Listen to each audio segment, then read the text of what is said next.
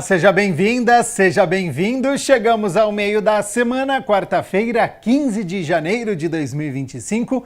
Começa agora o Jornal Câmara Notícia, ao vivo, meio-dia em ponto. Muito obrigado pela sua companhia, pela sua audiência e participe. Vamos conversar pelo número do nosso WhatsApp.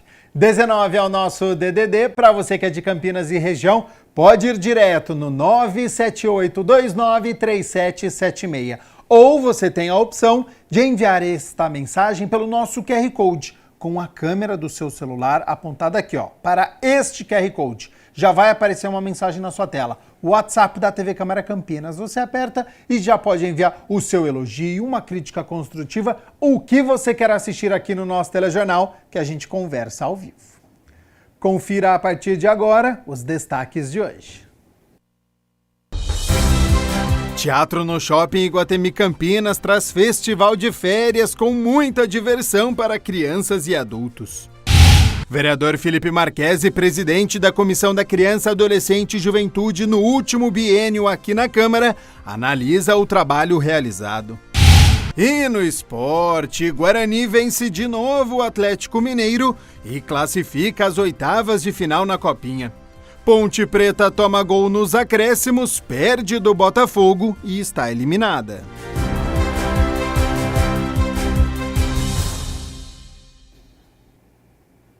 E além da Copinha, tem Campeonato Paulista. Ponte Preta e Guarani entram em campo hoje, a primeira rodada. Já então a gente fala sobre esporte, futebol da nossa cidade.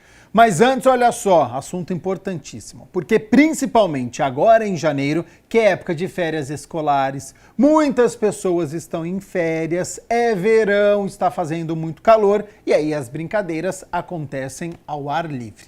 Só que uma delas pode ser muito perigosa, que é empinar pipa com cerol. Este crime, infelizmente, ele acontece. Por isso eu aciono o repórter Rafael Turati para falar sobre os cuidados que nós precisamos ter, principalmente os motociclistas. Então, seja bem-vindo e boa tarde, Rafa.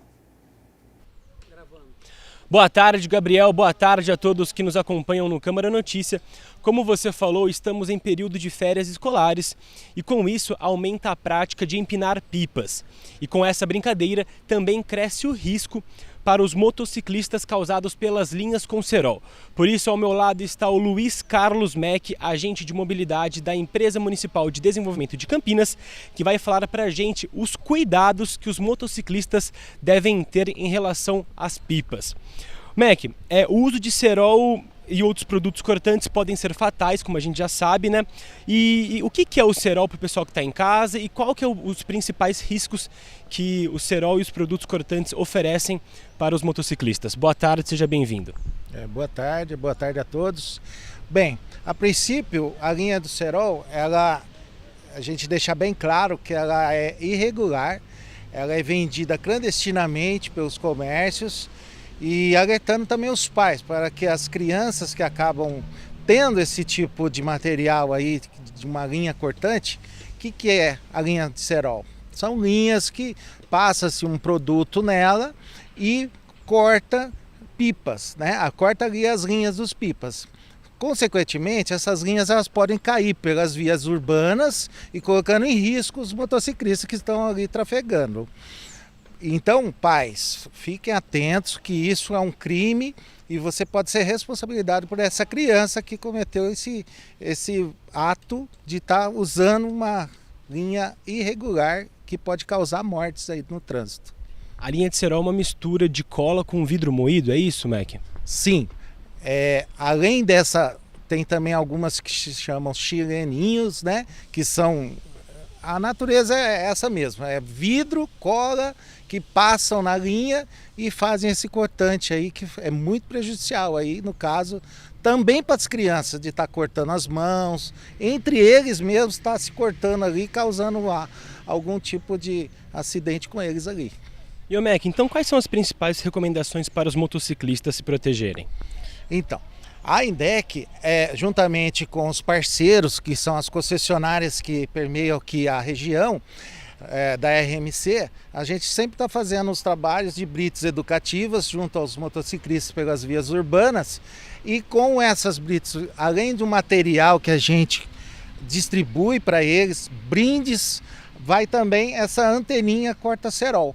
O que é uma anteninha corta-cerol? Vocês podem ver aqui na câmera, eu acredito que o cinegrafista possa estar passando, ela tem uma curvatura aqui na frente, onde ela fica posicionada para o início aí, se ela estiver junto ao trânsito, e aí ela vai bater nessa linha, nessa haste aqui, que é metálica, e na ponta dela tem um cortante, tipo uma serrinha, onde ela vai travar e vai cortar a linha. Com isso, o motociclista que vai estar ali com seu capacete protegido, e temos também algumas proteções para o pescoço dele, que ele pode estar adquirindo isso no comércio de motos, vai proteger o quê? Essa região do pescoço, onde essa linha pode vir a bater aqui no peito dele e vir parar no pescoço dele, onde vai ter ali a fatalidade ali, ele pode vir a óbito nesse sinistro que é terrível. Mas aqui em Campinas a gente está entregando o ano passado mais de 2.000 antenas junto com essa parceria. O último sinistro que tivemos grave com óbito foi em julho de 2022 aqui na cidade de Campinas, e desde então até agora já foram mais de 8.000 antenas distribuídas na região aqui de Campinas, e isso favorecendo aí para, dentro desse período, desde julho de 2022 até hoje, não temos sinistros com morte desse tipo de acidente aí. Ô Mac, vale lembrar que isso é um acessório, mas que é um acessório fundamental, né? Pode-se dizer que é um acessório obrigatório, né? Sim, na lei, no CTB, somente os motofretistas que são obrigatórios usar a antena corta-cerol.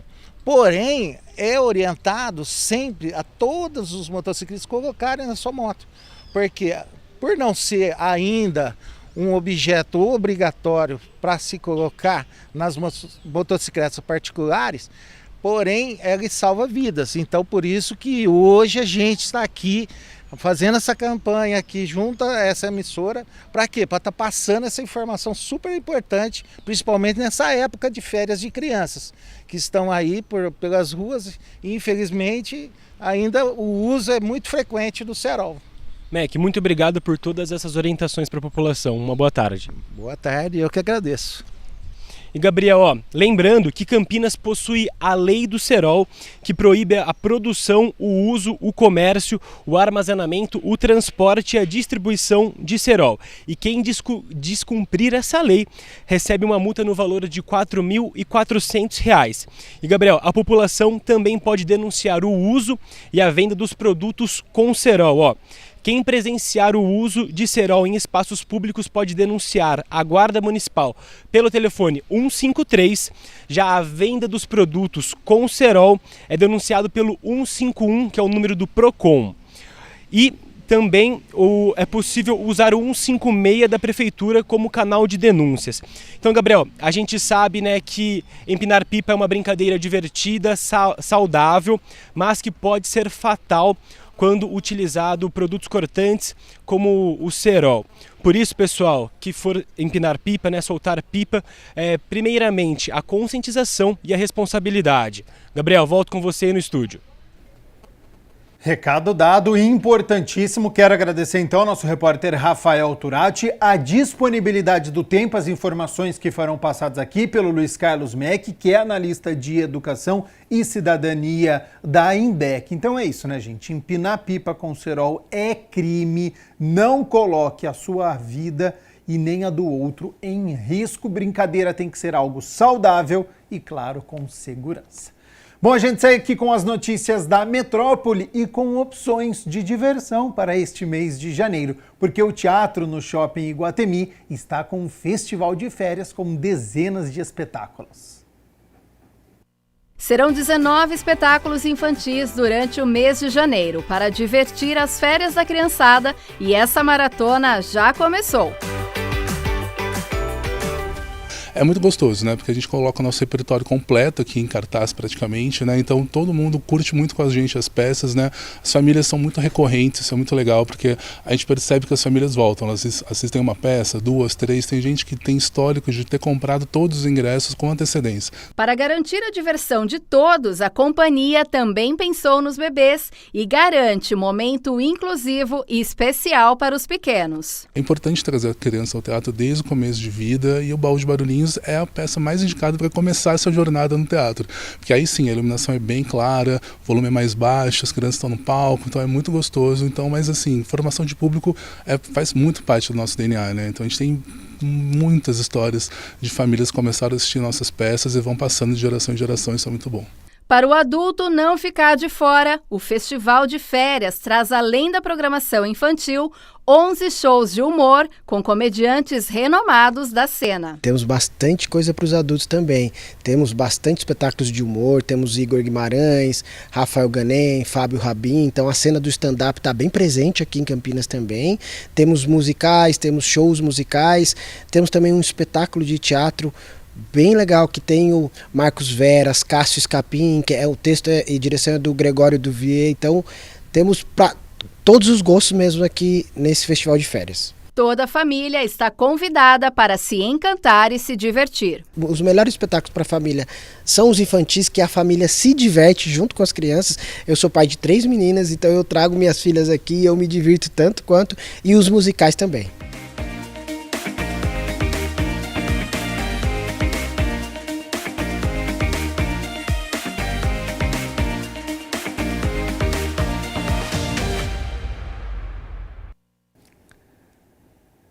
Hora das notícias do Legislativo, porque o vereador Felipe Marchesi, que foi o presidente da Comissão de Defesa dos Direitos da Criança, do Adolescente e da Juventude no último biênio, analisou o trabalho realizado.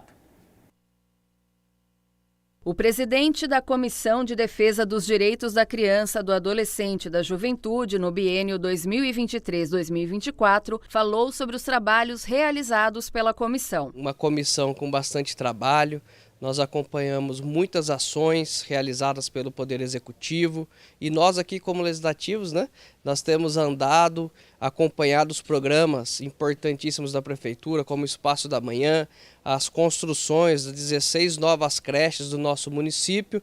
Participei de várias inaugurações, fui nas obras, conferi tudo que foi feito nos 4 cantos, né, da nossa cidade, e vimos aí que é um avanço muito grande. Com a construção das creches, a fila de vagas tende a diminuir. Lembro também que o promotor cobrava muito para que a prefeitura pudesse, pelo menos, minimizar as filas das vagas das creches, que chegava aproximadamente 5.000 crianças nas filas das creches. E com essas novas 16 construções, com certeza no ano que vem, várias já iniciaram, no meio desse ano para frente, mas no ano que vem nós poderemos ter de fato esse balanço importante dessa fila diminuindo e quem sabe até zerar. Vamos falar sobre as emendas impositivas, porque o ex-vereador Paulo Gaspar destinou mais de R$800 mil para equipamentos do Mário Gatti e R$300 mil ao Museu do Bosque.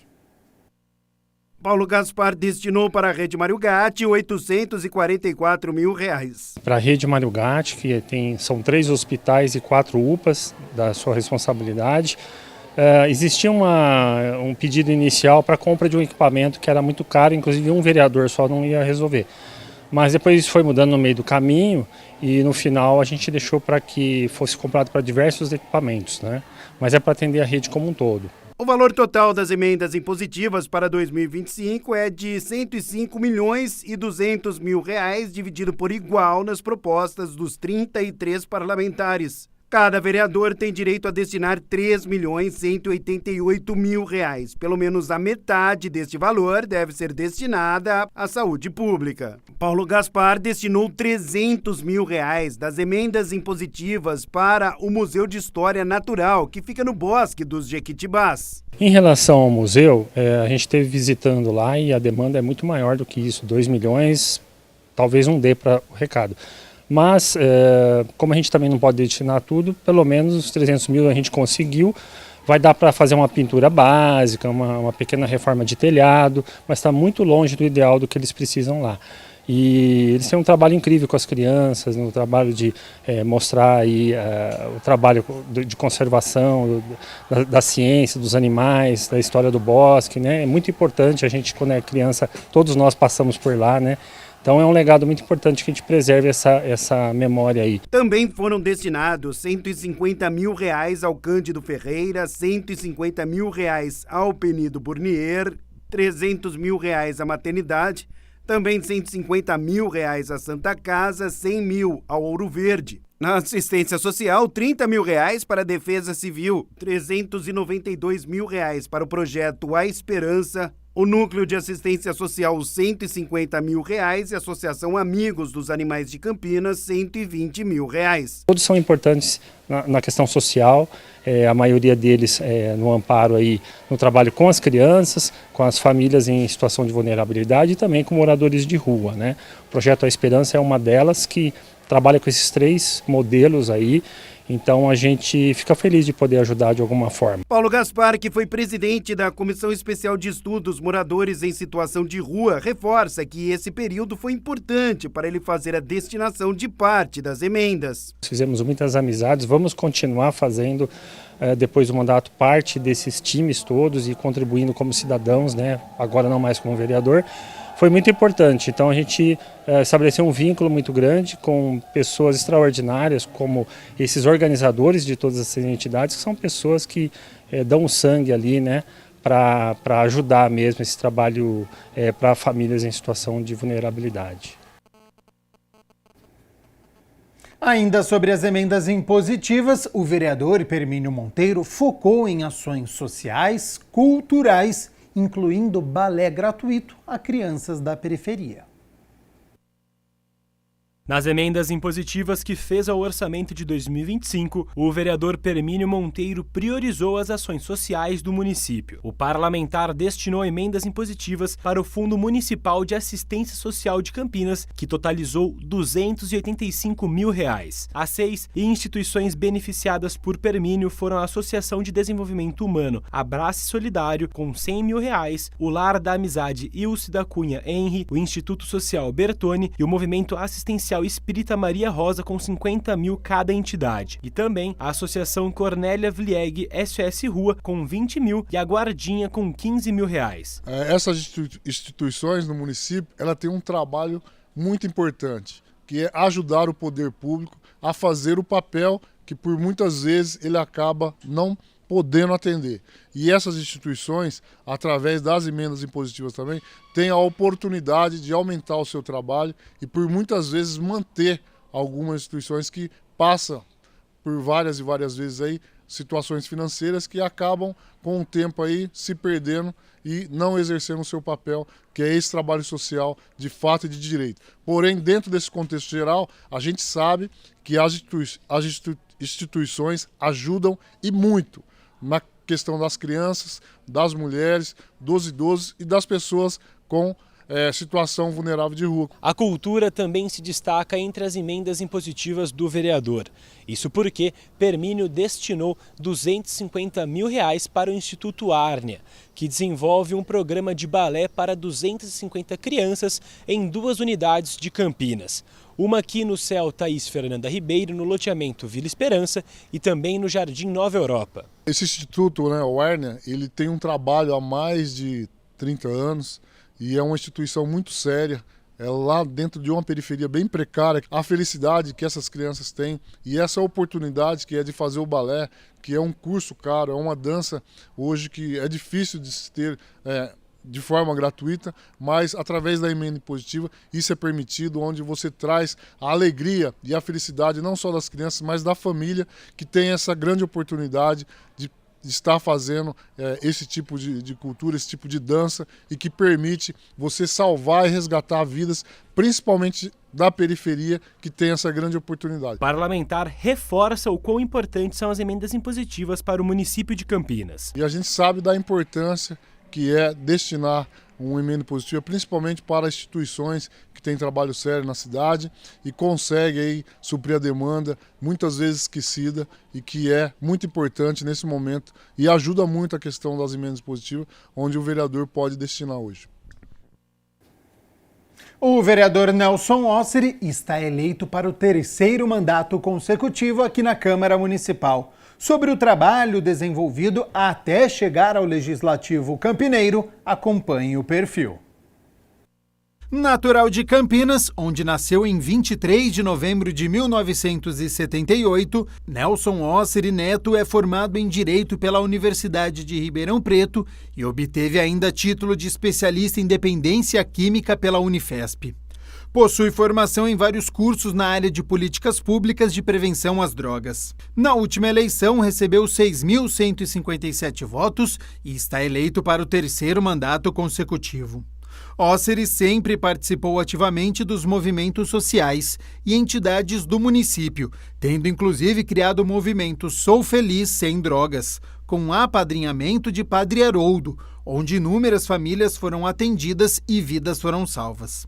Antes de se tornar vereador, Osseri esteve à frente da Coordenadoria de Prevenção às Drogas de Campinas, de 2012 a 2016, onde idealizou e coordenou inúmeras ações que se tornaram referência, como o programa Recomeço, tratamento gratuito para dependentes do álcool e outras drogas, pet terapia, uso do cachorro no tratamento, a campanha Não Dê Esmola, Dê Cidadania e bolsa de cursos gratuitos. No último biênio aqui na Câmara, foi o presidente da Comissão de Políticas de Prevenção às Drogas. Nick Schneider, filho do ex-vereador Jorge Schneider, foi o 5º mais votado e está eleito para o 1º mandato aqui no Legislativo Campineiro. Acompanhe a trajetória do parlamentar. Candidato mais votado pelo Partido Liberal nas eleições de 2024 e 5º no geral, Nick Schneider foi eleito vereador para a legislatura 2025-2028 com 7.993 votos logo na primeira candidatura.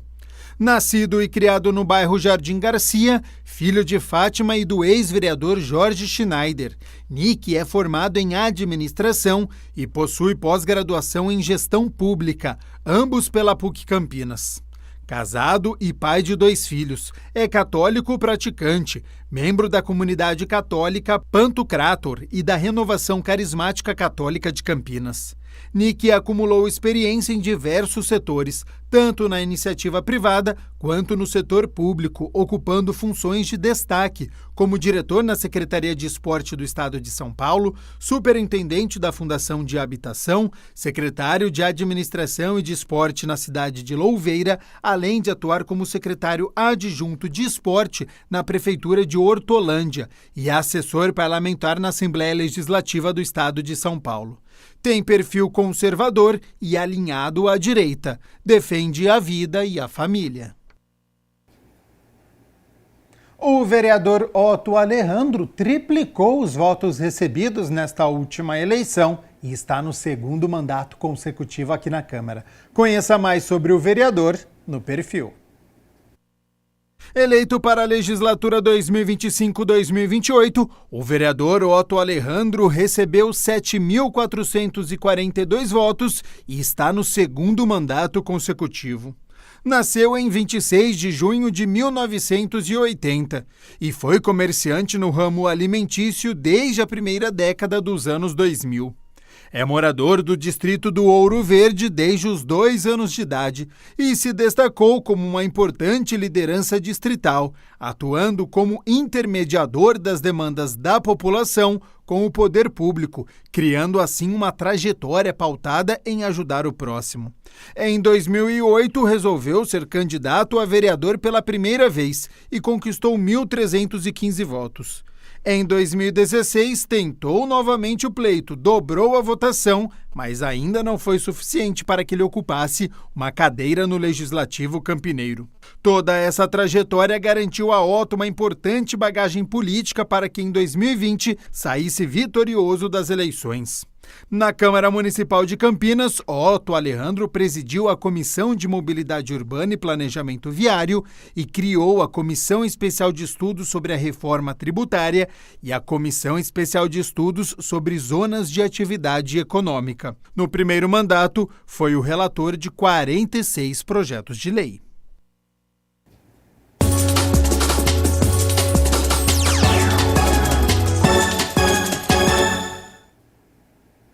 Hora de balançar as redes pela Copa São Paulo de Futebol Júnior e a gente já começa com vitória. O Guarani, que já havia vencido o Atlético Mineiro na fase de grupos, reencontrou o Galo e, para não deixar dúvidas, venceu de novo.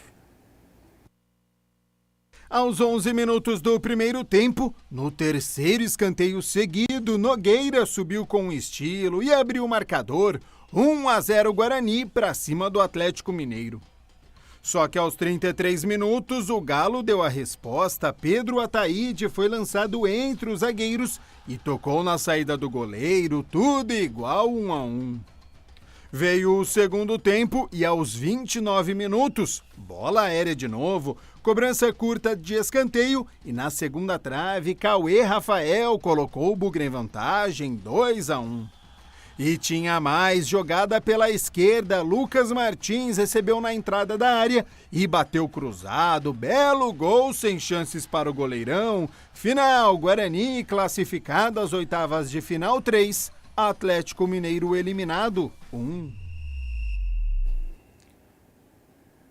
Guarani bem demais na copinha, jogou melhor que o Galo, desperdiçou até algumas oportunidades, mas no fim vitória merecida e classificação às oitavas de final. Só que, não tem tempo para muita comemoração nem descanso, porque já amanhã, quinta-feira, acontece o confronto de oitavas de final contra a Ferroviária, 6h30 da noite, em Araraquara. Amanhã a gente fala mais sobre este confronto. E a gente continua falando sobre copinha, mas agora com derrota. A Ponte Preta até jogou bem, mas pagou caro por não ter um ataque que funcionou. No fim, vitória do Botafogo. Jogo equilibrado entre Ponte Preta e Botafogo, mas sem nenhuma chance clara de gols. Até que nos acréscimos da etapa final, veio o castigo. Charles cobrou falta de longe no cantinho e o goleiro Ângelo não achou nada. Final, Ponte Preta eliminada 0, Botafogo 1.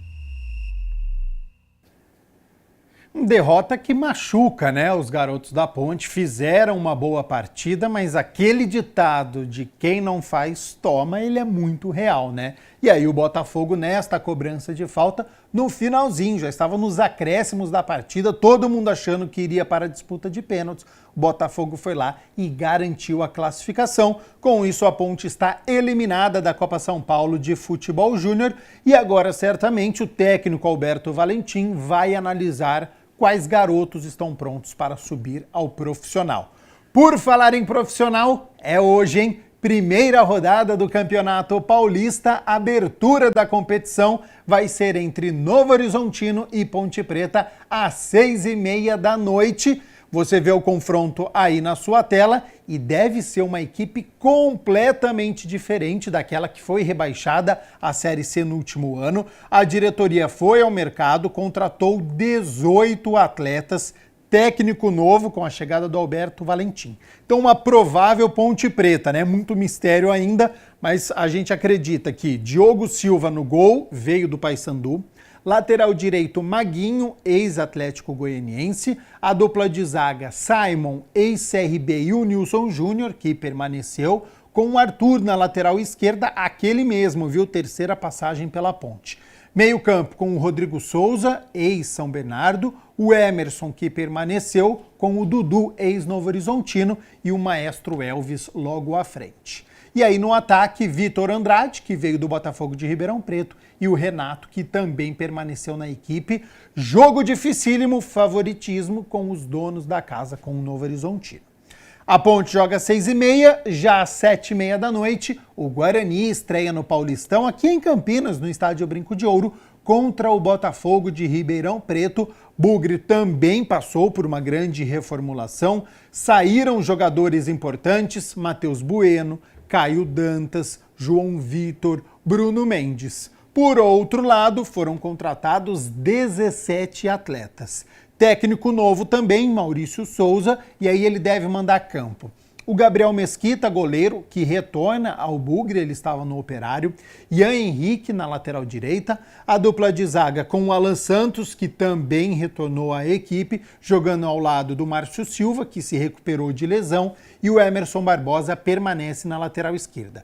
Meio campo deve ter o Anderson Leite, o Natan Camargo, ex-Red Bull Bragantino, o Matheus Sarará, que veio do Alverca, lá de Portugal, e o Isaac, que também está retornando.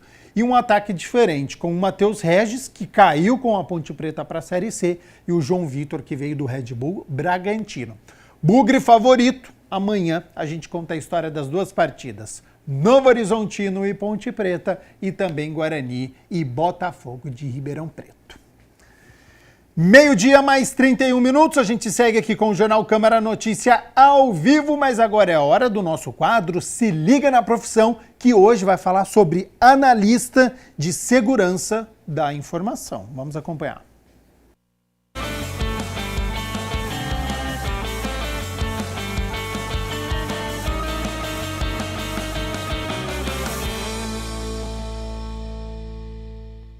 Olá, se liga na profissão no ar e a profissão de hoje é analista de segurança da informação. Então, se liga aí. A profissão de analista de segurança da informação surgiu com a necessidade de proteger informações digitais junto com o advento da tecnologia. As técnicas e metodologias de segurança da informação começaram a surgir em meados do século XX e, desde então, vem se aprimorando. O profissional especializado é responsável por proteger os sistemas e dados de uma organização contra ameaças cibernéticas. Suas funções englobam uma série de atividades cruciais para garantir a integridade, confidencialidade e disponibilidade das informações. O analista de segurança da informação monitora constantemente os logs e alertas de segurança para identificar atividades suspeitas. Ele responde a incidentes de segurança, investigando e mitigando possíveis ataques e colabora com outras equipes, como a equipe de TI, para garantir que as medidas de segurança sejam integradas em todos os aspectos da infraestrutura tecnológica da organização. E é claro que para falar sobre essa profissão, nós estamos com o profissional, analista de segurança da informação, Jonathan Malta. Seja muito bem-vindo. Obrigado, prazer. Legal, hein? Agora conta pra gente. Como que é essa profissão? O que faz um analista de segurança da informação? Um pouco complexo. Ruba, é bem complexo. As pessoas falam, nossa, como me proteger, como trabalhar, como fazer tudo isso, né? Segurança da informação é um tema que está na vida de todos e é como o ar que respiramos, né? Devemos estar sempre pensando na segurança. Usamos cintos de segurança e utilizamos celulares. Quantos dispositivos móveis nós temos dentro de casa? E como proteger? Como fazer tudo isso, né? Temos duas principais frentes, falando aí na área de segurança da informação. Uma é um lado de Blue Team, é um time azul, trazendo aí para o português, que pensa muito na defesa, como defender uma rede, um dispositivo e todo um cenário aí de tecnologia. E o outro, muito famoso e conhecido, que dá medo, o Red Team, o time vermelho. Esse é o time especializado em ataque. É onde buscamos as vulnerabilidades, entregamos relatórios e toda uma estrutura para se defender e as empresas e até mesmo nós, no dia a dia, ter esses recursos bem protegidos com os nossos dados. Não só as questões da empresa, mas nossos dados pessoais. Jonathan, é um mundo diferente que você vive, né? Como é que você trabalha? Porque eu, jornalista, trabalho na rua, converso com pessoas e você vive um mundo tecnológico, né? Algo assim, bem interno, bem diferente. Explica pra gente como é que esse profissional vive no dia a dia. Você chega, trabalha, vai trabalhar direto no computador e ali tem vírus e você... Como é que é essa questão aí? Sim. É um mundo bem diferente, a gente não tem uma interface gráfica, né? Nós nesse mundo não trabalhamos com uma interface gráfica, sempre aquela famosa tela preta com as letras brancas. E é sempre perguntando o porquê daquilo, não a curiosidade, né? Muitos clicam e tomam ações com base na curiosidade e traz um vírus para dentro de casa ou para dentro de um dispositivo corporativo. Então, por que eu recebi esse tipo de e-mail? Por que está estranho, está mais lento o meu celular, ou meu tablet, meu notebook? Pensar mais no porquê. Então, é a tela preta, são ferramentas, buscando as vulnerabilidades e entendendo o comportamento de todo o ecossistema dele ali. Então, é um mundo um pouco diferente. É um mundo bem diferente. Quanto tempo você está nesse mundo? Estou há 6 anos no mundo de cyber. Menino do céu, 6 anos, né? Bastante tempo, porque... E como é que é o dia a dia, assim? Passa rápido as 24 horas? Ó, eu não 24 horas, mas quantas horas de trabalho vocês têm? Tem uma média de 8 horas, né? E os resultados hoje estão mais rápidos por conta da inteligência artificial. E esse tempo de trabalho passa rápido porque vocês vivem em um mundo diferente, então como é que é? Sim, passa rápido porque são vulnerabilidades, são vírus e todo o tempo está surgindo algo novo. Então não tem um script a seguir, tem um comportamento a avaliar. E quando surge algo novo, como é que você faz? Você tem que estar atualizado, né, para aquela situação. Vocês se atualizam direto? Sim, possui, né, a comunidade é muito forte, a comunidade digital, em outros blogs, essa comunidade é muito forte falando de segurança da informação. E temos tanto o time dos que estão buscando o crime, que também é muito forte, como aqueles que estão protegendo. Por mais que atua como um ataque, tem que proteger o lado bem bom da história, né? Então, a comunidade forte, buscando sempre melhorar e apoiar toda essa demanda de vírus. Mas eu costumo pensar e trazer uma reflexão muito próxima do nosso organismo. Sim. Covid nasceu e teve quanto tempo para estarmos hoje no dia a dia? 2, 3 anos. Então, quando nasce um vírus e destrói uma empresa através de um vírus cibernético, pode ser que se resolva em 2, 3 dias, mas pode ser que se resolva em 4, 5 anos, depende da complexidade. É um vírus biológico, Covid, e é um vírus ransomware, nível de cyber. Então, não é algo tão rápido. Tem toda uma pesquisa e fundamentos por trás para trazer uma solução. Por quê? Às vezes criamos uma vacina para um vírus computacional, mas abre outras vulnerabilidades. Então, não é tão simples e tão rápido. Uau! E qual o desafio da sua profissão? Olha, manter as pessoas, a conscientização, né? É um ponto que a gente fala muito que, apesar de termos diversas tecnologias, celulares, tablets mais top aí do mercado, o elo mais fraco somos nós, seres humanos. Então, nós sempre tomamos ações porque estamos sempre na correria e o fato de estar na correria, não pensamos muito nos cliques. Então, a dica, né, todo esse lado é pense, olhe, tome ação, clique. E se aquilo te faz sentido, beleza. Se não faz, deleta e continua a vida. Maravilha. Jonathan? Malta. Jonathan Malta participando com a gente aqui no Se Liga na Profissão. Profissional, né? Ele é especialista, é analista, né, de segurança da informação, é isso? Isso, sou especialista já na área de segurança da informação e cibernética. Maravilha. E deixando para você aí informações, né, dessa profissão tão diferente e uma profissão que está sempre em ascensão, porque a tecnologia é algo que vai daqui para sempre, né? Para sempre. Está no meio de nós. Tá certo. Quero agradecer a sua participação com a gente. Obrigado. Muito obrigada, viu? Sempre conosco. E agora que você já sabe o que faz esse profissional, nós vamos descobrir qual caminho você deve seguir para se tornar um profissional assim como ele. Então, se liga aí.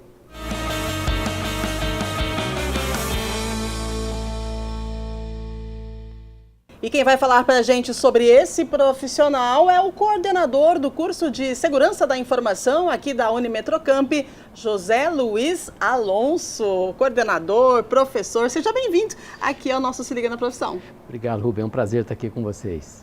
Agora, quantos computadores, né? Quanta tecnologia, o que a gente precisa para ser esse profissional?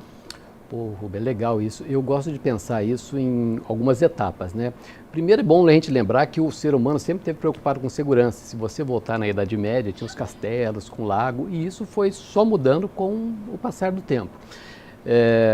Hoje, o maior ativo da organização, de uma maneira geral, é a informação. Então, nós precisamos pensar em como protegê-la. E esse profissional ele vai cuidar justamente desse ativo que é muito relevante, tem um valor agregado para a empresa muito grande. Então, a gente começa a pensar nessa linha.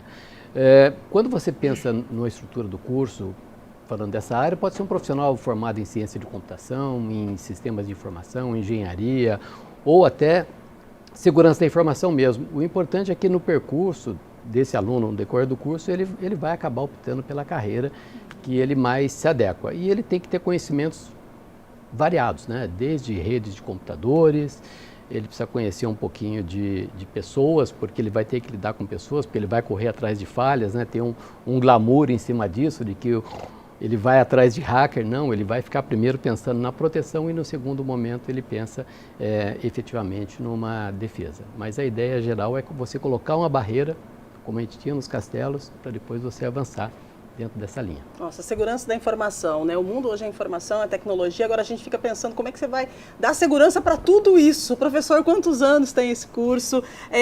Como que funciona? O pessoal faz um estágio, estou vendo que tem um laboratório enorme aqui, faz estágio na faculdade, na universidade, vai a campo, como é que é? Olha, o curso, ele em média é 4 anos, né? Nós temos o curso de engenharia de computação, que é de 5, mas em média esses cursos são cursos de 4 anos. O modelo é um pouco misto, né? Porque ele precisa de conhecimento e conceitos básicos, né? Porque quando a gente fala de segurança, até um software mal desenvolvido pode ser uma linha de ponto de fragilidade. Sim. E que tem que ser corrigido. Então ele precisa conhecer um pouquinho de tudo. Aqui a gente trabalha com algumas disciplinas na área de segurança e informação. A gente tem um laboratório específico de redes de computadores, onde tem uma rede isolada e você pode, por exemplo, soltar um vírus ali, para que, sem comprometer a infraestrutura da empresa, né, ou a infraestrutura nossa da instituição, e você pode simular esse ambiente fazendo proteções e buscando barreira, e como é que você impede esse tipo de situação ou esse tipo de invasão. Mas sempre vale lembrar que esse é um ambiente controlado, né? E quando você está no seu dispositivo móvel, quando você está na sua casa com a estrutura, seja uma lâmpada que acenda, seja a sua assistente virtual que você pede para atender alguma coisa, você tem que estar pensando em proteger aquele ambiente também. E na maioria das vezes a gente só vai jogando, né? Só vai deixando e esquece um pouco da proteção. Importante demais as informações, professor. E esse curso, né, vai formar esse profissional, né, que é especialista em segurança da informação. E como é que está o mercado de trabalho? Isso. Ele vai preparar o profissional para atuar nessa área. E ele pode entrar nessa área, como você tinha perguntado, né, através do estágio. Né? Então, o estágio é o caminho de preparação. Sim. Então, não adianta ele ter conhecimento teórico se ele não começar a atuar como estagiário, e depois ele vai avançando. Hoje o mercado está muito aquecido, né, de uma maneira geral. Por quê? Quando você pensa em indústria 4.0, quando você pensa em aeronáutica, quando você pensa nos equipamentos da sua casa, quando você pensa em setor financeiro, em comércio, tudo tem segurança da informação. O profissional, quando começa nessa área, começa com um salário médio de 3 a 3.500 e depois de alguns anos ele chega a 7, sem que ele seja especialista, porque aí os números começam a realmente difundir. Então, mas tem um mercado assim crescente, uma demanda muito grande por esse tipo de profissional, à medida que os computadores são colocados e conectados à informação. E é uma profissão que só tende a ascender, né? É ascendente. É ascendente porque cada vez mais nós estaremos conectados, né? Imagine, daqui a pouco nós vamos estar discutindo como é que o seu prontuário médico vai estar protegido. Porque você não quer compartilhar, né? Os médicos poderiam ter acesso, que seria importante no aspecto de identificação de doenças, mas quem é que pode ter acesso a isso? Então, tem alguns pilares, né, de segurança da informação que tem que ser tratado com o objetivo de proteger, evidentemente, esses dados, e é uma profissão que tende realmente a crescer cada vez mais. Muito bem, gostou da dica? Tá vendo só? Você pode se tornar um profissional aí, um especialista em segurança da informação. Professor Luiz Alonso.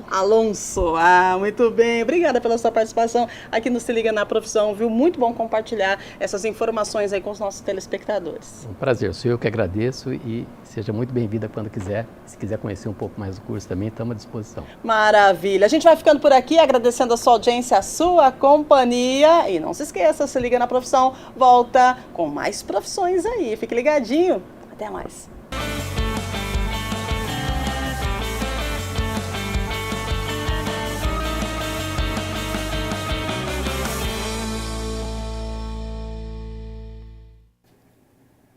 A Contribuição Nacionalmente Determinada, ou NDC, é o documento em que o governo nacional registra os principais compromissos e contribuições do país para a redução das emissões de gases do efeito estufa e para a adaptação às mudanças climáticas. Recentemente, os países que assinaram o Acordo de Paris em 2015 estiveram na COP29 para a atualização dessas metas. E esse é o tema de hoje do nosso quadro O Giro Ambiental.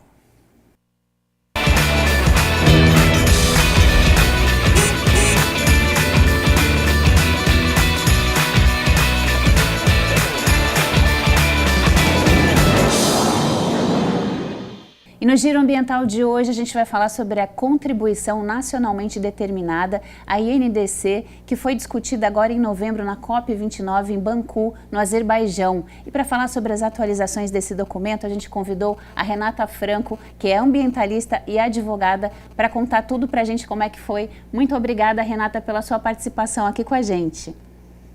Obrigada, é um prazer estar com vocês. Renata, eu queria que você primeiro explicasse para as pessoas que estão assistindo o que é a INDC. Tá, vamos lá. A INDC, né, é a contribuição nacional determinada que cada país tem ali uma determinada porcentagem para reduzir de emissões de gases de efeito estufa, que são gases que contribuem para o aquecimento global. Então, basicamente, tem uma divisão grande entre os países mais desenvolvidos e os países não desenvolvidos, né? Não tão desenvolvidos, por assim dizer. Então, o Brasil está nessa categoria, que são países em desenvolvimento ou não desenvolvidos. Em contrapartida, países como, né, Estados Unidos, os países da União Europeia, já são países desenvolvidos e que, ao longo de sua trajetória até de desenvolvimento, emitiram uma quantidade maior de gás de efeito estufa, e hoje eles têm uma responsabilidade maior até mesmo com essa NDC, né, na redução aí das emissões de gases de efeito estufa. Então, não que o Brasil não tenha essa obrigação, ele tem, mas comparado a outros países, a obrigação é um pouquinho menor ainda. Renata, e tudo começou no Acordo de Paris, não é isso? Que os países assinaram essa primeira carta de intenções de redução das emissões? Isso, na verdade, assim, a questão de gases de efeito estufa, ela é até mais antiga, né? Ela começou aqui na ECO 92, no Rio de Janeiro, onde a gente tem, então, um primeiro acordo que foi feito. Depois, em 98, a gente tem o Protocolo de Quioto, que é o primeiro acordo internacional para a redução desses gases de efeito estufa, que se falava num primeiro momento ali de 5% do que era emitido em 1990. E daí, no Acordo de Paris, que foi numa outra COP, onde a gente tem, daí sim, uma discussão um pouco mais aprofundada, até porque esses dados também, hoje, que são, né, que são feitos, que são analisados, eles são mais atualizados e eles demonstram um aquecimento maior do planeta. Então, lá atrás, quando se começou a falar, era uma estimativa, né? Mesmo em Paris, já se falava que o ideal era não se atingir 1,5 grau de aquecimento no planeta. E hoje, a gente sabe que esse 1,5 grau praticamente ele já foi atingido, né? Há 18 meses, inclusive, a gente está com temperaturas, né, no planeta que ultrapassam esse 1,5 grau. E isso acarreta uma mudança muito grande de clima, para os próprios animais, né? Então, a questão, às vezes, de saúde pública relacionada à dengue. Então, dengue hoje tem sido encontrada na Patagônia, na cidade do México, lugares que não se proliferavam o mosquito e não tinham a doença. Então, é um desequilíbrio que acaba acontecendo no planeta e, por isso, dessa NDC, com o objetivo de você ter uma redução das emissões, né, aqui para o Brasil, se não me engano, de 53% até 2030, né, 48% até 2025, 53% até 2030, realmente ali você não ter mais emissões, você gerar as emissões até 2050. Então, esta é a meta. A gente sabe que é difícil atingir essa meta, porque você não pode comprometer economicamente o desenvolvimento do país, Então, você tem que achar alternativas a esse desenvolvimento com uma geração aí de emissões de gases de efeito estufa reduzidas.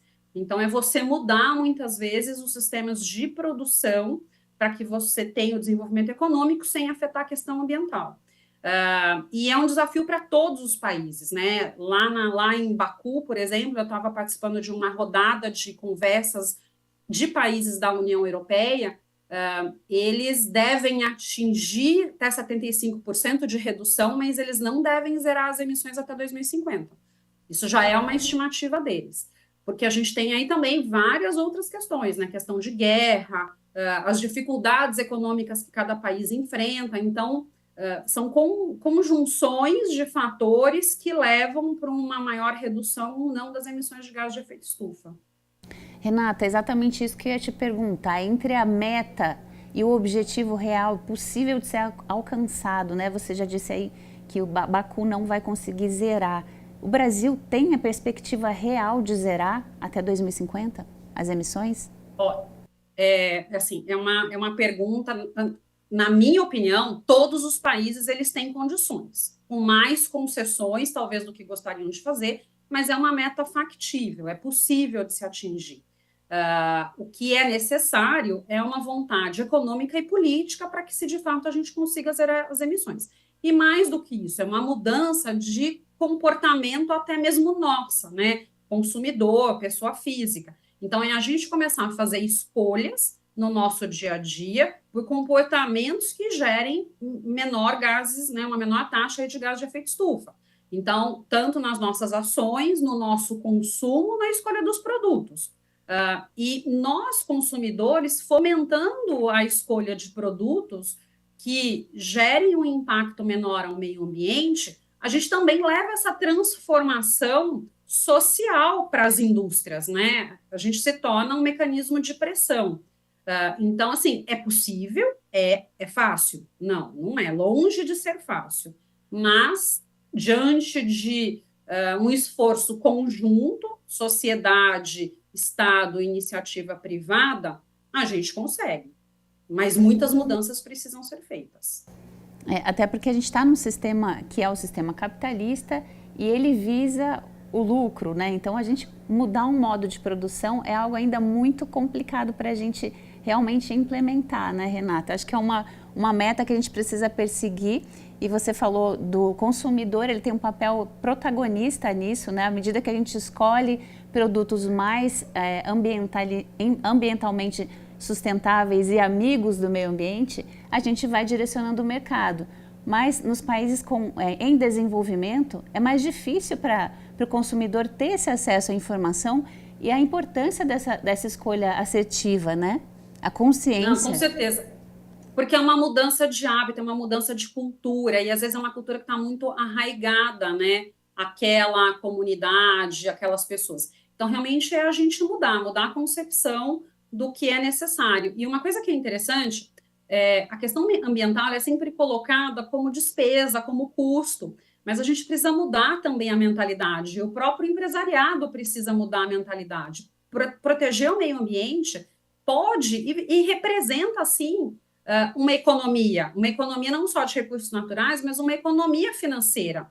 Então, pode ser que não seja algo tão imediato, mas é algo que a médio e longo prazo traz uma economia financeira, sim, para aquela atividade. Então, também é mudar essa questão cultural de se entender que mudança de processo produtivo vai gerar um incremento de custo e não um benefício. Então, é a mudança de comportamento que realmente todos precisam ter e fazer para a gente chegar no objetivo comum, que é não aumentar mais ainda esses graus aí da temperatura do planeta Terra, porque é um desequilíbrio muito grande. E cada vez mais a gente vai começar a vivenciar questões como a gente teve no Rio Grande do Sul no começo do ano, ondas de calor, impacto até mesmo na nossa mesa de consumo, uma vez que o produto acaba ficando mais caro por conta da produção, que ela é afetada, com menos água, né, uma estiagem maior, ou então muita água destruindo plantações. Então, é um desequilíbrio que vai também afetar o nosso bolso no final das contas. Então, por isso que todo mundo precisa mudar essa mentalidade e realmente aí tomar ações voltadas para uma redução das emissões de gás de efeito estufa. Muito bom, Renata. E para finalizar, eu queria que você falasse, o Brasil foi protagonista, assim, o segundo a entregar o seu plano, né? Significa que já está trabalhando nisso, né? E também sobre essa mudança que agora, a última versão não tem só o plano de mitigação, mas também de adaptação às mudanças climáticas que já estão aí, como você bem mesmo falou, né? Agora não é só reduzir a emissão, mas é como a gente vai combater as mudanças climáticas, né? Como a gente vai se adaptar a esses eventos extremos que estão acontecendo, né? O Brasil, ele sempre teve um protagonismo nas questões ambientais, nas questões de clima.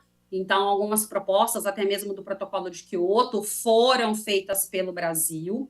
Essa COP, ela não trouxe resultados tão positivos quanto o aguardado, o esperado, mas no próximo ano a COP vai ser em Belém. Então, tem uma expectativa muito grande, né? O governo brasileiro já tem trabalhado em algumas ações, até por isso que a gente teve a legislação agora de mercado de carbono sendo, né, aprovada, indo para a sanção presidencial. Então, muitas coisas devem acontecer até a COP30. E realmente o Brasil ele quer fortalecer esse papel dele como protagonista nas questões de combate às mudanças climáticas, porque hoje não é só mais a gente reduzir as emissões, mas é a cidade trabalhar para que se torne mais resiliente, né, mais adaptada a esses eventos extremos. Renata, muito obrigada por trazer essas atualizações aí fresquinhas, né? Último novembro aqui de Baku, Azerbaijão. Muito obrigada por compartilhar com a gente. Eu que agradeço. É um prazer estar com vocês. Muito obrigada, e para você que nos assiste, continue com a gente, porque agora é hora daquele giro ambiental pelas curiosidades e notícias do Brasil e do mundo. O panda vermelho foi descrito pela primeira vez em 1825, cerca de 50 anos antes do panda gigante. Embora tenham nomes semelhantes, as duas espécies não estão relacionadas. E, de fato, o panda vermelho está mais próximo do grupo que inclui as doninhas, os guaxinins e gambás, do que dos ursos, como explica a Red Panda Network, uma organização envolvida na conservação do animal em seu habitat natural. O panda vermelho habita áreas desde o oeste do Nepal até as regiões ocidentais chinesas de Yunnan, Sichuan e do Tibete. Também é encontrado na Índia, Butão e Myanmar. O animal concentra-se onde o clima é temperado e em florestas decíduas e de coníferas, detalha o Animal Diversity Web, um banco de dados online de história natural da Universidade de Michigan, nos Estados Unidos. A espécie está listada como ameaçada de extinção, com uma tendência de declínio de sua população, de acordo com a última avaliação da Lista Vermelha de Espécies Ameaçadas da União Internacional para a Conservação da Natureza, em abril de 2015. Somente nos últimos 20 anos, a população global de pandas vermelhos diminuiu em 50%, indicando que apenas cerca de 2.500 pandas vermelhos permanecem na natureza. Conheça 3 animais que podem viver no frio extremo. O frio extremo pode ser mortal para os seres humanos, mas é o clima perfeito para diversas espécies de animais. O urso polar é um deles. A Animal Diversity Web explica que os ursos polares podem viajar até 1.000 quilômetros de norte a sul em busca de frio, pois o gelo derrete e congela no Ártico, dependendo da estação do ano. Quando chega o verão, os animais permanecem em ilhas ou costas com gelo firme, à deriva, em fluxos de gelo ou ainda encalhados em terra, onde são forçados a suportar o clima quente. A raposa do Ártico. Quando os ursos polares abandonam suas presas depois de consumirem parte ou toda a gordura, é a vez das raposas do Ártico comerem os restos para se alimentar, como informa também a Animal Diversity Web. Além de habitarem o Polo Norte, elas também podem ser encontradas na região ártica da Eurásia, na tundra ártica e alpina. Morsas. As morsas vivem apenas nas regiões árticas do mundo, das quais a Animal Diversity Web distingue 3 subespécies. Morsas do Pacífico, que habitam o Mar de Bering, no Alasca. Morsas do Atlântico, que residem no leste e no oeste do Oceano Atlântico. E as morsas de Laptev, que são encontradas no Mar de Latev, que fica entre a Rússia e a Ásia. O Bird Photographer of the Year é uma competição anual que premia imagens de pássaros. Com sede no Reino Unido, a iniciativa reúne fotografias e vídeos de todo o mundo. Este ano foram recebidas 23 mil imagens, segundo os organizadores. E o vencedor da categoria de melhor retrato foi Alan Murphy, dos Estados Unidos. Ele capturou uma bela imagem de um tentilhão grisalho em um galho nevado de pinheiro. A foto foi tirada no Alasca. Na categoria Pássaros no Meio Ambiente, Kat Zou, que também é dos Estados Unidos, levou a melhor. Ela fotografou o mergulho de um trio de gansos patola em Shetland, na Escócia. Outro estadunidense, Nathaniel Peck, venceu na categoria Comportamento dos Pássaros. Ele fez o impressionante e tétrico registro de um urubu de cabeça vermelha sobre a carcaça de um urso.